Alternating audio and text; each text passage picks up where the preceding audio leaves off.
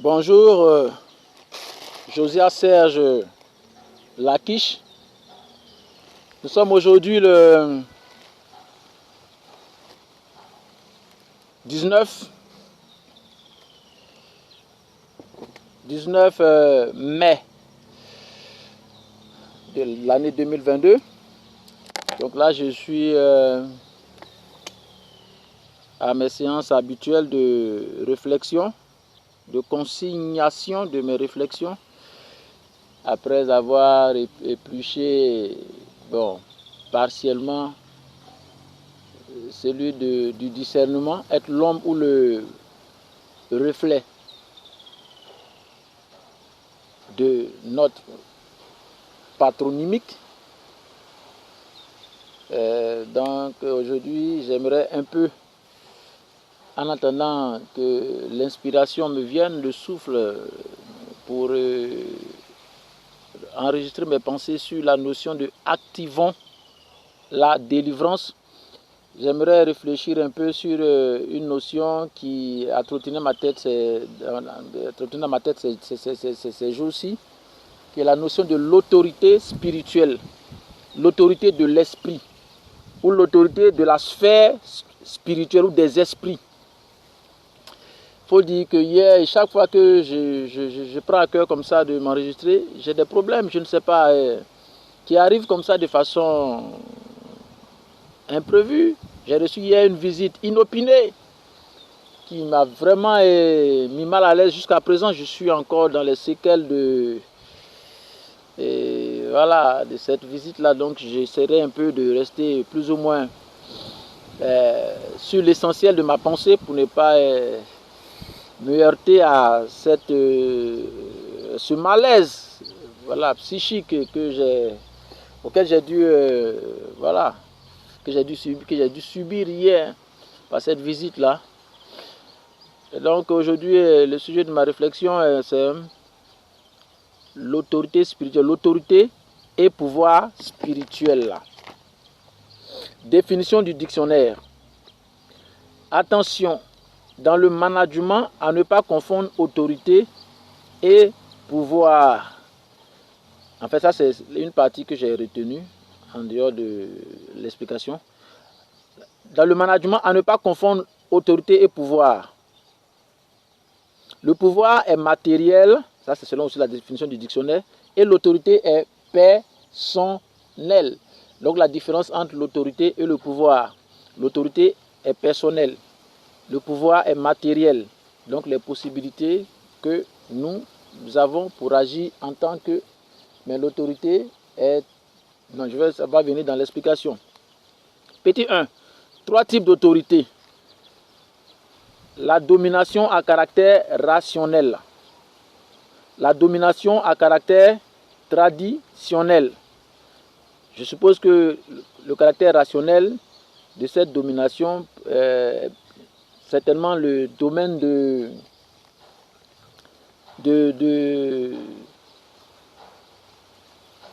l'autorité, n'est-ce pas? Le domaine de l'autorité. En fait, cette portion-là est une tranche de l'explication d'ensemble du dictionnaire. Ce n'est pas encore la définition en tant que telle, mais c'est des esquisses que le dictionnaire a faites pour essayer d'apporter des additifs. Donc il parle ici du caractère rationnel d'un type d'autorité. La domination à caractère rationnel qui prend en compte les éléments rationnels. Bon. La domination à caractère traditionnel. Peut-être pour moi les éléments qui n'ont pas subi l'effet de la modernisation peut-être, ou qui prennent en compte les valeurs typiquement de notre tradition, sans prendre en compte les valeurs liées à une certaine organisation civilisée de l'état de fonctionnement actuel des sociétés. Donc il parle ici de la domination à caractère traditionnel, de l'exercice de l'autorité. Ensuite, la domination à caractère charismatique. Bon, je peux nuancer ce propos charismatique. L'aspect du charisme naturel qui est relatif à toute personne qui exprime l'autorité, et puis l'élément du charismatique dans son aspect spirituel ou religieux. Donc, il y a aussi ce type d'autorité qui prend en compte certains éléments que j'aimerais, entre parenthèses, dire que à ce niveau-là, c'est plutôt une reconnaissance morale dans l'expression de cette forme d'autorité charismatique. Petit 2, 5 types d'autorité et leurs caractéristiques. L'autorité formelle. L'autorité formelle est l'un des types d'autorité les plus courants. Celle que nous avons, qui est formalisée dans des règles et des principes formalisés. Petit 2, la morale, aussi un des types d'autorité. Ce type d'autorité est pratiquement le contraire de la précédente. Donc, n'est pas celle, comme je le disais tout à l'heure, en reconnaissant de l'autorité charismatique. Donc, est le type d'autorité qui est le contraire de la précédente, qui n'est pas donc formalisée, mais qui relève de la reconnaissance morale d'un certain pouvoir, d'un certain exercice de capacité. J'aimerais m'arrêter là pour l'heure. Ensuite, petit 3, l'autorité charismatique.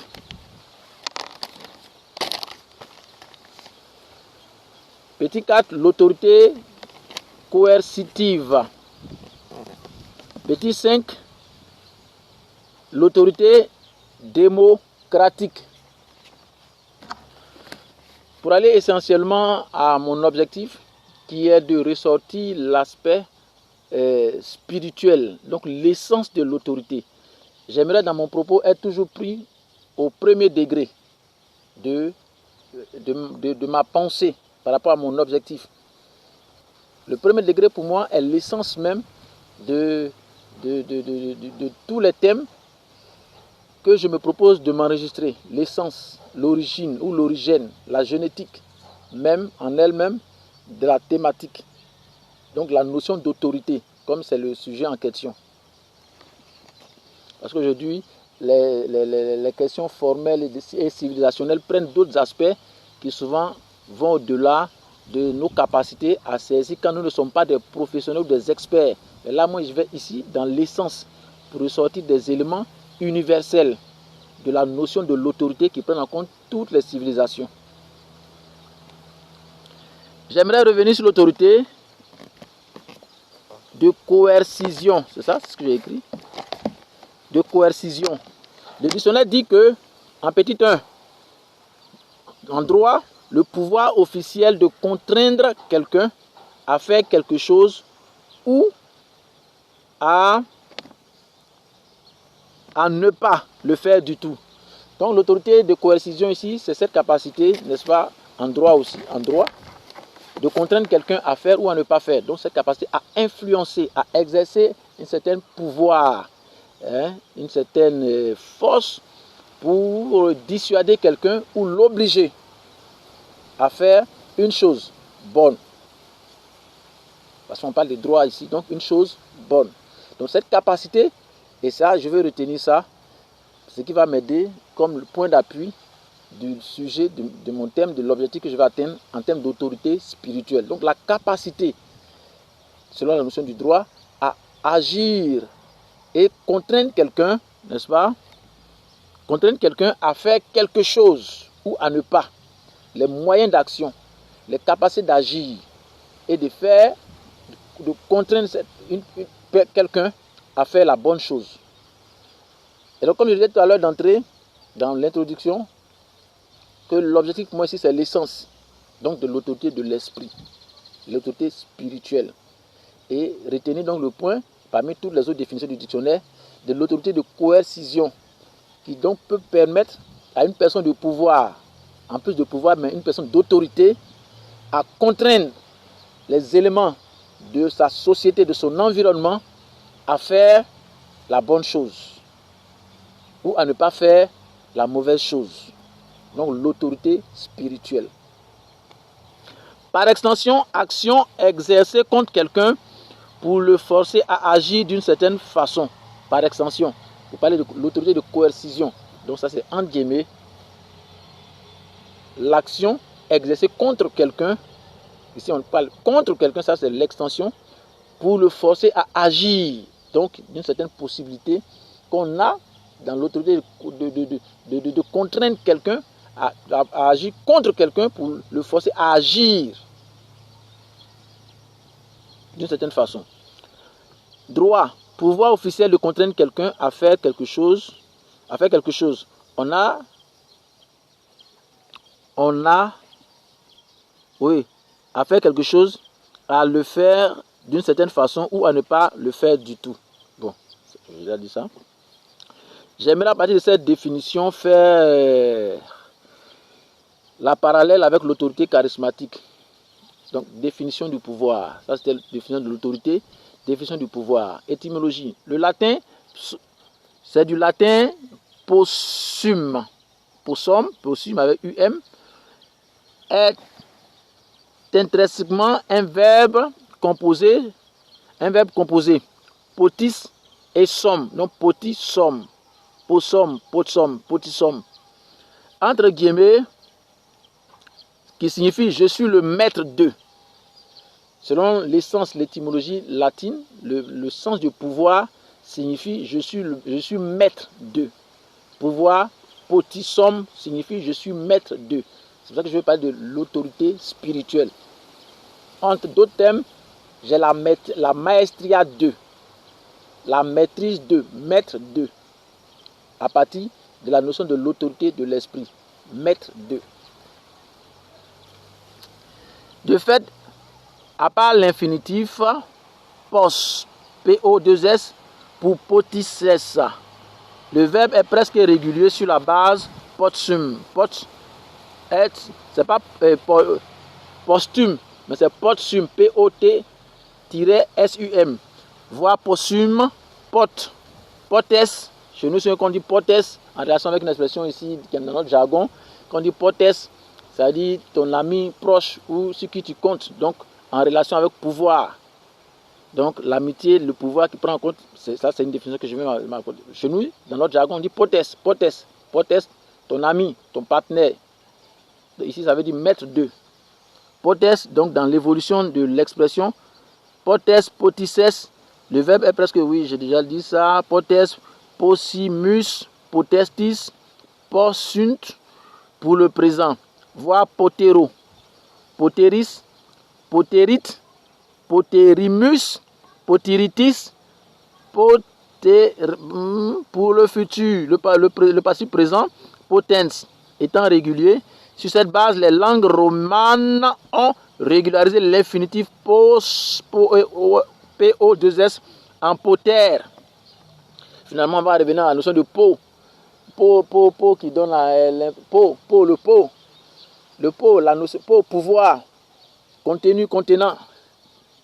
Donc, mettre l'élément de contenance, contenu ou pouvoir, possibilité. Régulariser l'infinitif poter pour l'espagnol, voir poder, piodo, podre ou padre, je ne sais pas. Pudiendo, pour l'italien, voir poter, posso, potente. Pour le portugais, poder, posso. Pour l'occitane, voir poder, poire. On arrive à poire, donc portion,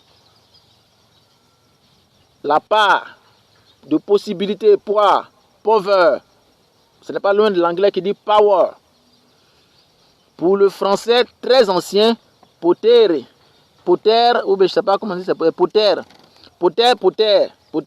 En français, poter donne, pour dire, attesté dans les serments de Strabos en ancien français, nous avons poer. Poer qui est passé très rapidement à pouvoir. P-O-V-O-I-R. Pouvoir. Pour donner aujourd'hui plus tard pouvoir. Donc pouvoir. Résumé. En substance, le pouvoir, selon cette définition latine qui signifie maître de tout, fait allusion à la maestria. Donc, comme je disais, d'une personne sur les événements qui peuvent être comprises de façon graduelle en fonction des sphères d'influence et capacité à agir. Excusez-moi, j'ai la tête étourdie, je ferai mon effort. J'étais bousculé hier encore, juste après que j'ai fini d'écrire mon texte là. Donc là, j'ai encore les séquelles et j'ai la tête étourdie. De façon graduelle en fonction des sphères d'influence et capacité à agir sur les événements en prenant en compte la dimension de l'autorité de coercition. Donc, ce que je vais résumer par ces différentes définitions, c'est le pouvoir, selon la définition latine, qui signifie maître de tout.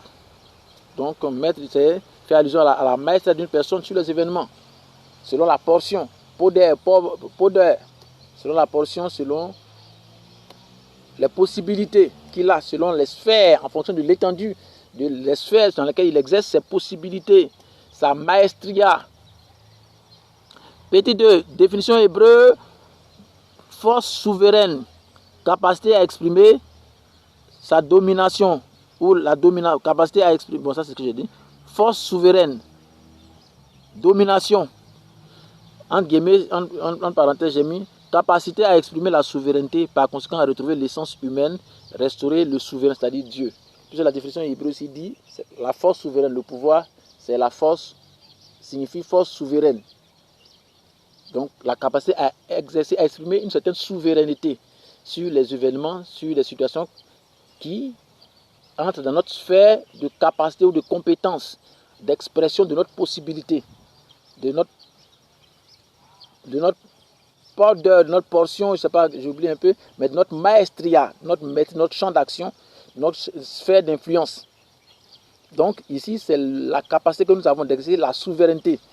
Et donc je veux comprendre que cela se résume donc à exprimer donc notre essence humaine, c'est-à-dire faire valoir la divinité, prévaloir Dieu. C'est cela que je vais revenir vers la fin pour parler un peu donc de l'essence donc de ce que pour moi je considère comme étant le pouvoir, l'essence du pouvoir ou de l'autorité.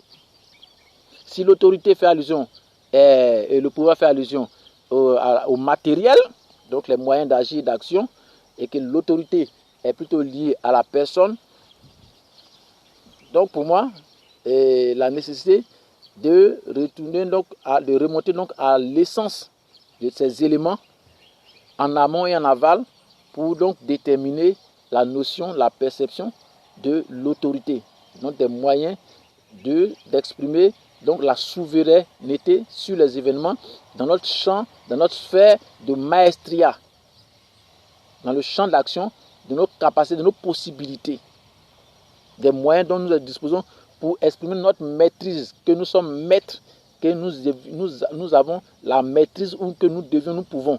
Donc je pense là toujours au premier degré, mais je vais revenir sur le temps où l'esprit me permet d'y arriver, parce qu'il y a selon moi l'autorité du premier degré et celui du second degré, selon la notion du jardin d'Éden, selon le livre de Genèse chapitre 3. Et le premier degré et le second degré de l'autorité.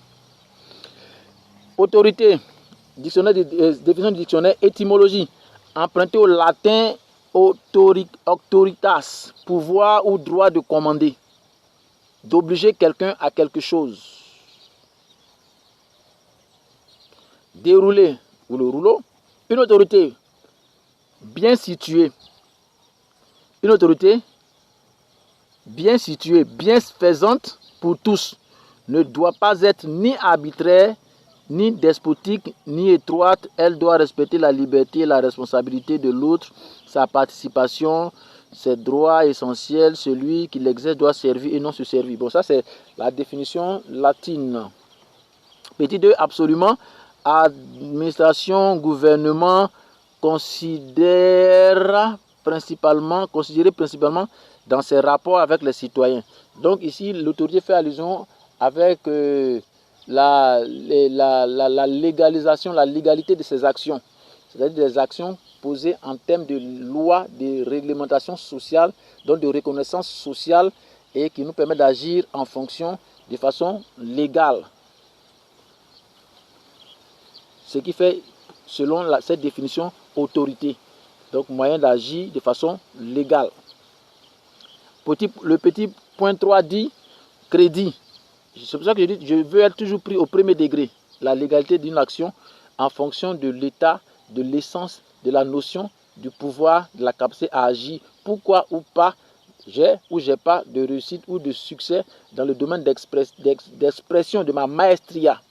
Quels sont les éléments, les causes et les effets qui concourent ou non à la réussite ou à la notion ou à l'expression de la notion de l'autorité, des capacités de la maestria. Voici l'objectif. Donc, petit 3, crédit. L'autorité, c'est le crédit. Donc, reconnaissance est légale. Considération, influence sur les personnes et sur les choses.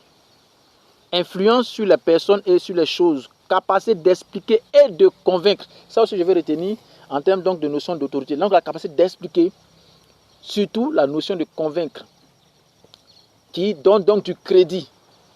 C'est ce que le dictionnaire considère comme étant, donc, c'est la définition du dictionnaire de la notion de l'autorité. Le crédit, qui nous donne donc la légalité d'agir et de convaincre et d'expliquer, donc de convaincre la situation, qu'elle, dans la mesure où je suis dans l'essence, donc que ce soit dans la sphère de l'esprit, comme à réaction naturelle, capacité à expliquer et à réaliser donc le crédit de mon explication pour convaincre, c'est-à-dire donc rendre palpable, tangible et comme on appelle, prouver que ce que je dis est vrai. C'est ça qu'on appelle convaincre.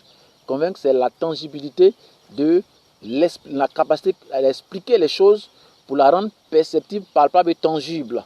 Ce qui fait donne droit et prouve la véracité de ce que je dis et donc apporte le crédit selon la définition du dictionnaire qui dit le crédit, la considération et l'influence, après de quoi je peux, et l'influence que cela génère sur les événements. Petit 4, spirituel. Qu'est-ce que c'est que spirituel? Qui est de la nature de l'esprit selon le dictionnaire ou qui le concerne, relatif à, j'ai écrit quoi? À l'âme, à la conscience. Ça, c'est la définition du dictionnaire. Genèse le chapitre 1, verset 1 au verset 2 nous parle aussi de l'élément de l'esprit, en disant l'esprit se mouvait. Par conséquent, si l'esprit se meut, selon ce que j'ai pu retenir brièvement, cela signifie qu'il est vivant. S'il agit, pense et s'exprime, cela signifie qu'il a de la personnalité. Et donc, il est conscient. L'objectif est de révéler l'autorité de cette personne spirituelle, c'est-à-dire Dieu, et par conséquent, c'est nominer. Donc, ceux qui ont été nommés de Dieu, c'est-à-dire fils de Dieu ou humains à l'image et à la ressemblance de Dieu, qui est l'esprit originel, l'essence de ce qu'on appelle le pouvoir, la toute-puissance, l'omnipotence de toutes les possibilités. Donc, la conscience, la personnalité, les capacités de cette personne étant nommée tout puissant, toute possibilité. Donc, dans l'exercice de sa maestria sur les événements et donc, par conséquent, révéler ses nominés et les possibilités à leur disposition. L'objectif est de révéler l'autorité de cette personne spirituelle, Dieu, et par conséquent, ses nominés.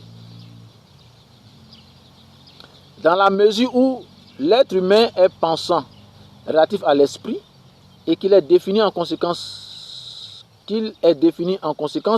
cela signifie que nous sommes d'essence spirituelle, que nous sommes donc d'essence spirituelle. Quel est donc le pouvoir et l'autorité de cette affirmation? Le Père des esprits, c'est-à-dire Dieu, donc celui de toute personnalité, esprit ou spirituel. Le Père des esprits, donc Dieu, est aussi le Dieu de toute personnalité, parce que toute personnalité a une personnalité du domaine qui relève du domaine de l'esprit, donc l'autorité de l'esprit. Donc, celui de toute personnalité ou spirituelle. Le Père des esprits est aussi le Père de toute personnalité, de tout esprit ou le Père spirituel. Qualifié d'absolu pouvoir, c'est-à-dire Dieu, et l'autorité suprême. On est donc origène ou origine, qui en est donc l'origine ou l'origine. Donc la génétique de l'esprit, donc de ses capacités, c'est-à-dire Dieu. Le générateur des capacités de l'esprit, des possibilités de l'esprit, de la maestria suprême, de la souveraineté, de l'absolu.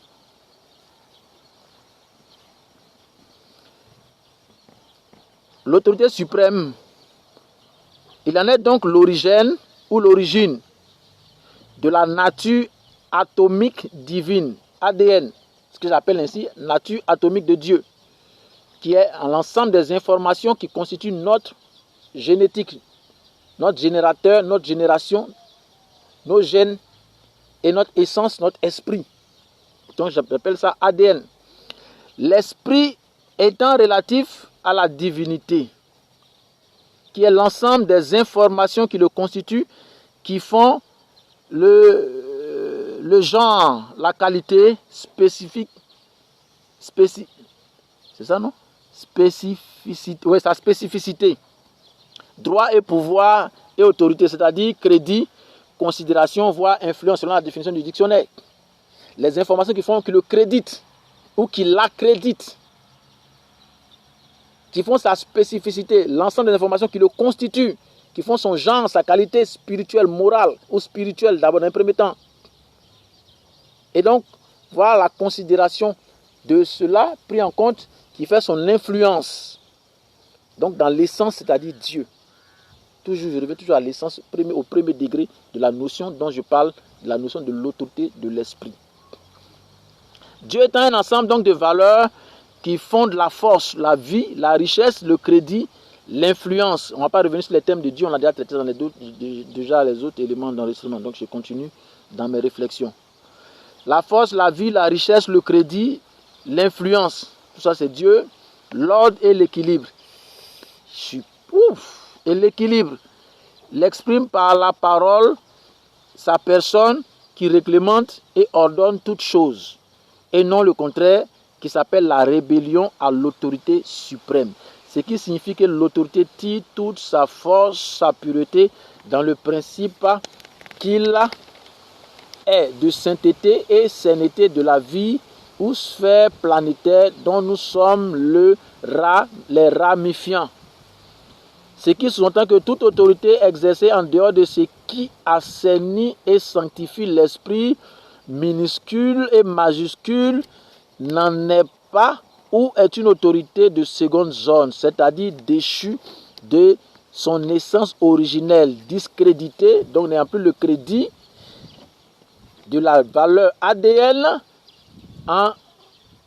incapable d'influencer positivement selon l'ordre divin primaire absolu, c'est-à-dire Dieu. Genèse le chapitre 3 nous parle de cela, de la déchéance et ruine morale et spirituelle de la première autorité. Qu'est-ce que je suis en train de dire?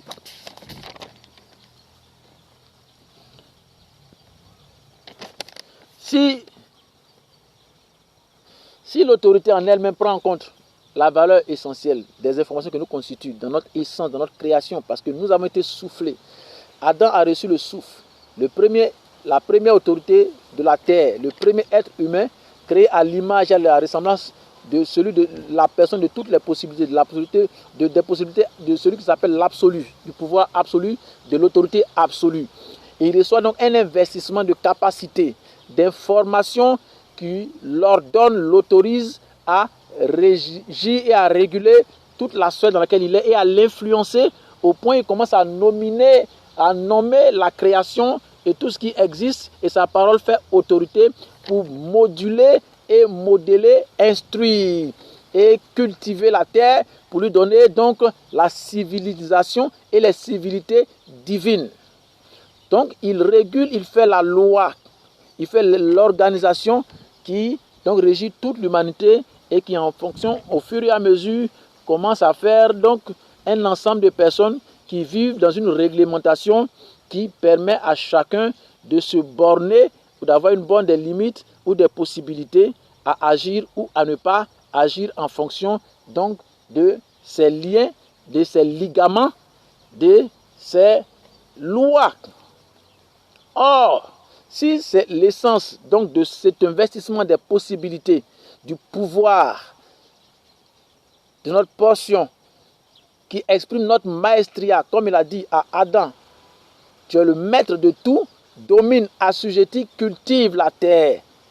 Et donc civilise là cette terre sauvage de la nature divine, de la civilisation divine.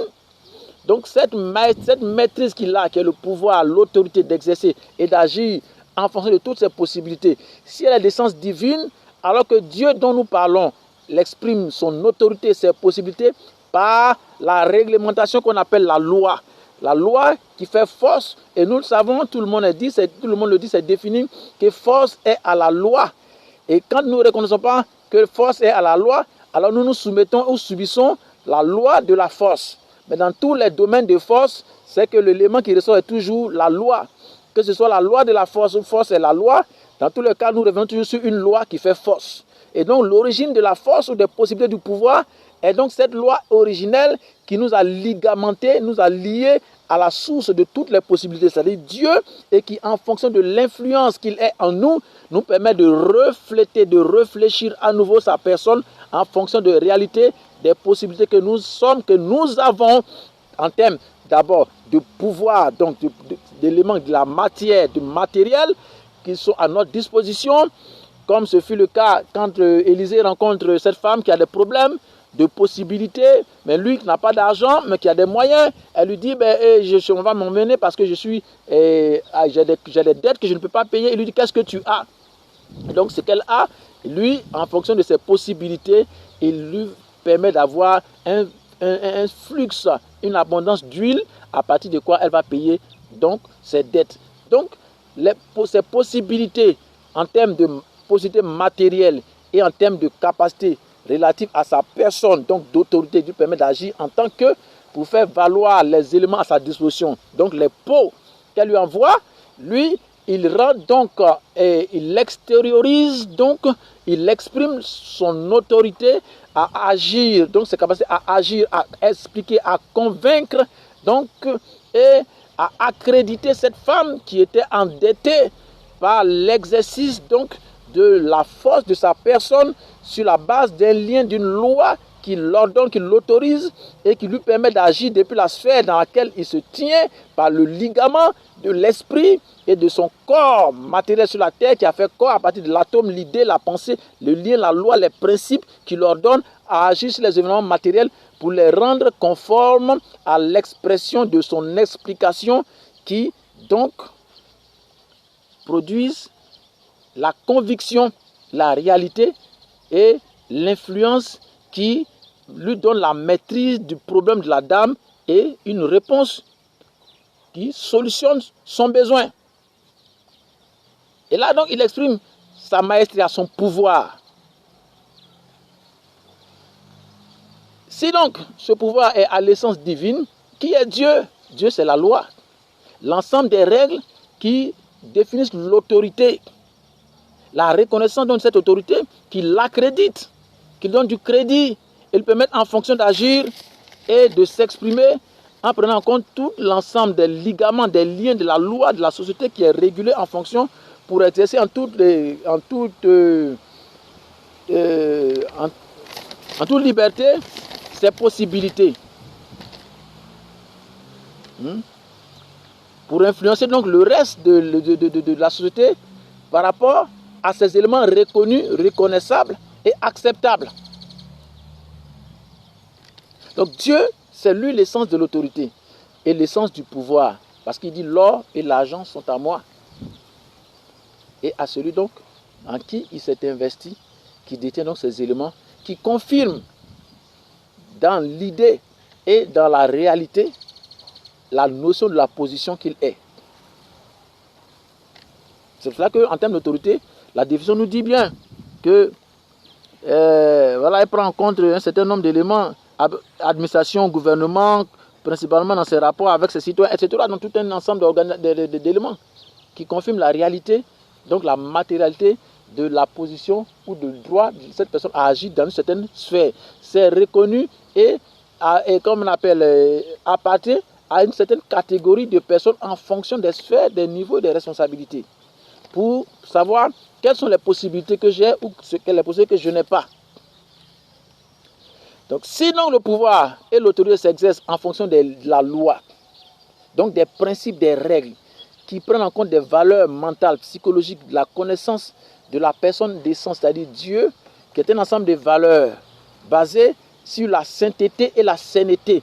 Donc, toute action de connaissance et des valeurs qui prend en compte l'assainissement de l'environnement exprime toujours les possibilités de celui qui est l'absolu, le tout-puissant, celui qui est saint, et qui donc, par l'expression de sa valeur, connaissance de son savoir, de sa science, qui sont de cette capacité donc à convaincre, n'est-ce pas? Et donc avoir du crédit dans l'esprit, dans la pensée, dans la société, par la loi, par la réglementation.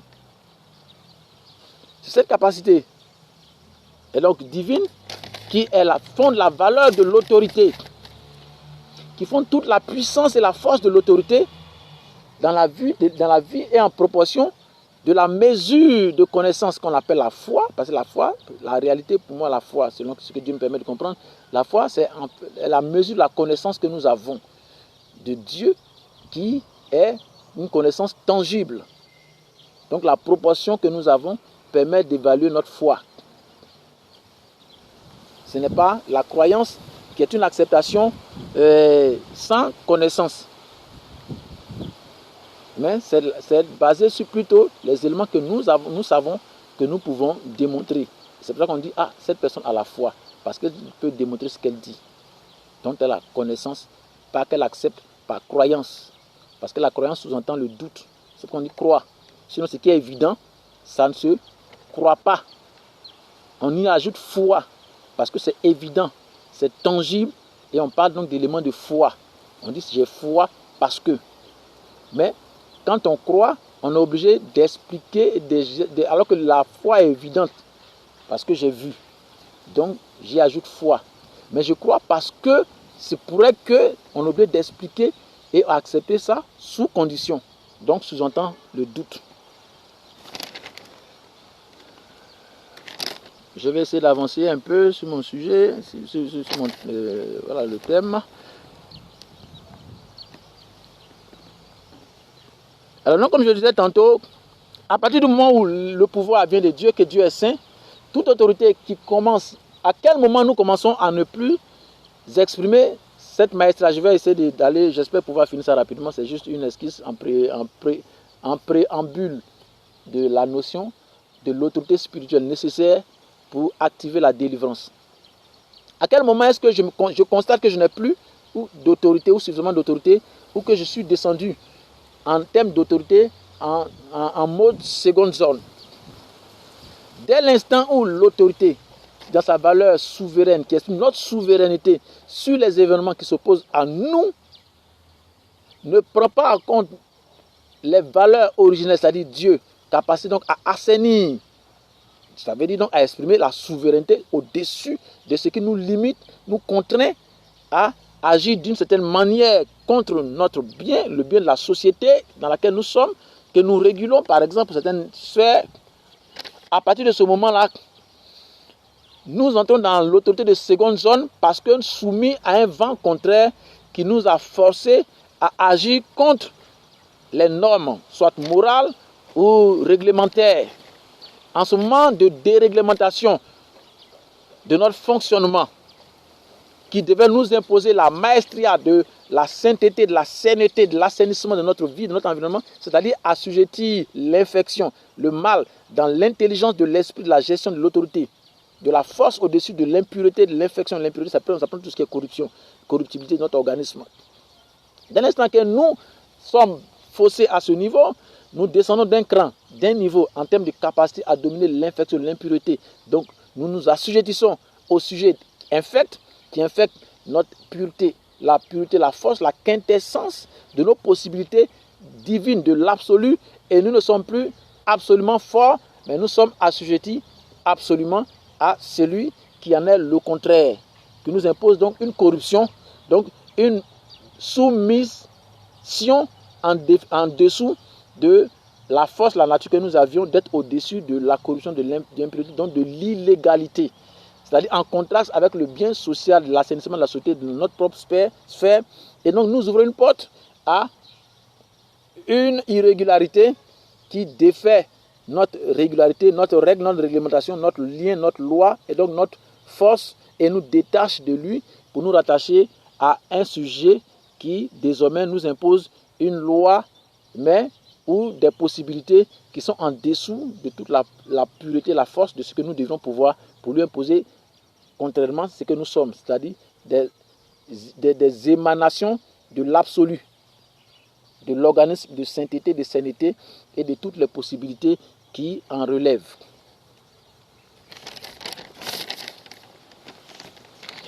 Dès lors que nous enfreignons le principe de l'autorité absolue, nous entrons donc dans l'autorité de seconde zone, ce qu'on appelle donc la dictée. Puisque l'autorité principale, elle, nous conditionne à notre essence à fonctionner dans la justesse et dans la justice. Dès lors que nous empruntons un chemin d'action d'erreur, d'erroné, donc injuste, à partir de ce moment, nous entrons dans un fonctionnement de seconde zone, de corruption, de corruptibilité, et donc d'incapacité à dominer, mais dominé par la corruptibilité. C'est là que devient et commence à se poser le problème de limite que nous avons en fonction, dans nos capacités, nos possibilités, en fonction de ce que nous pouvions originellement. Et donc cela se reporte sur d'autres possibilités qui révèlent le caractère de la correction de cet élément en face duquel nous avons plié par mauvaise mesure, par injustice, par erreur ou par corruptibilité. Donc le Dieu de toutes les possibilités. Sur quoi repose donc cela de sainteté et de sainteté de la vie ou sphère planétaire dont nous sommes les ramifiants, ce qui sous-entend que toute autorité exercée en dehors de ce qui assainit et sanctifie l'esprit minuscule et majuscule n'en est pas une. N'est pas une autorité, est une autorité, n'en est pas une ou est une autorité de seconde zone, c'est-à-dire déchue de son essence originelle, discréditée et incapable, donc perd son crédit, d'influencer positivement. Elle a de l'influence mais négativement, nuisant de façon nuisible, selon l'ordre divin primaire absolu, c'est-à-dire Dieu. Genèse chapitre 3 nous parle d'un esquisse de la première déchéance, la chute morale et spirituelle, et donc la perte d'autorité de pouvoir originelle de notre Père, notre premier, de celui dont nous sommes issus, de notre matrice, de celui à partir duquel nous avons été reproduits. Comment est-ce qu'il perd la domination, le pouvoir absolu sur toute chose, à partir d'une infraction à la loi et à la règle. Il ne savait pas qu'à ce moment précis-là, où il a commencé à sentir la peur infecter son organisme, la terreur, la nudité, l'exposition au danger, de ce fait, il avait déjà perdu toute autorité. Il était dépouillé de son autorité. Sans besoin forcément qu'on le lui dise, ça s'établit de fait déjà depuis l'état d'esprit, on appelle depuis le monde spirituel, c'est-à-dire depuis la haute zone de commandement, la haute sphère de commandement, il était déjà démis de ses possibilités dans une certaine sphère, il est entré dans la seconde zone, la sphère de seconde zone d'autorité, c'est-à-dire l'autorité de substitution ou l'autorité assujettie, d'assujettissement à la dictée d'un autre qui s'impose désormais à lui en exprimant plutôt ses limites et ses carences et ses maux.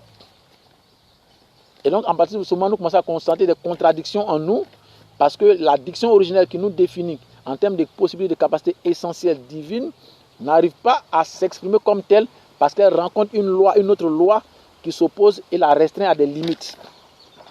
D'où la nécessité de la correction, de la mise à jour et à niveau de nos possibilités afin d'assainir les limites en nous pour nous donner plus de capacité d'expression et d'exploitation, d'extériorisation de notre maestria afin de pouvoir maîtriser l'intrus et l'extérioriser pour en avoir le contrôle de base de notre organisme en fonction des proportions de notre champ d'action. Donc de fait, que nous ne le sachions pas, nous sommes déjà démis sur le plan de l'esprit. Le monde spirituel des esprits, nous perdons cette capacité. D'où la nécessité de renouer avec le lien, le ligament de l'esprit et de la chair, du corps originel. Le lien ici, malheureusement, nous a trompé que le cordon, nous pensons toujours selon le module que nous avons, qui nous sommes limités à la chair. Nous pensons que le cordon ombilical, ça vient de la femme, mais en réalité, il vient de l'homme, le premier duquel la femme a été tirée de la côte. Donc ce lien-là, il vient de là, donc du Père de Dieu. C'est lui qui tient le lien de celui qui a l'autorité. Le lien de l'autorité, il émane du Père avec la personne de la représentation de l'autorité, c'est-à-dire l'homme, le masculin. Maintenant, en proportion avec chaque sphère, le féminin a sa sphère d'autorité, mais qui n'est pas, c'est en proportion des sphères d'influence et de capacité A. Donc, quand nous lisons le chapitre 3, nous voyons comment, déjà de fait, elle est passée sous une autorité de substitution, donc d'assujettissement. Il n'empêche que ce soit une autorité, mais qui n'était plus l'autorité libre qu'elle était, mais une autorité sous influence qui lui dictait des éléments qui contredisaient en elle la loi de la liberté et de la souveraineté, selon la définition hébreu qui dit donc pouvoir de souveraineté. Le sens de l'autorité qui exprime donc la souveraineté, les capacités que nous avons à exprimer notre souveraineté, c'est-à-dire aller au-delà de les limites injustes dans notre intelligence, dans notre esprit, dans notre âme, dans notre corps, dans notre société. Je vais arrêter là pour reprendre.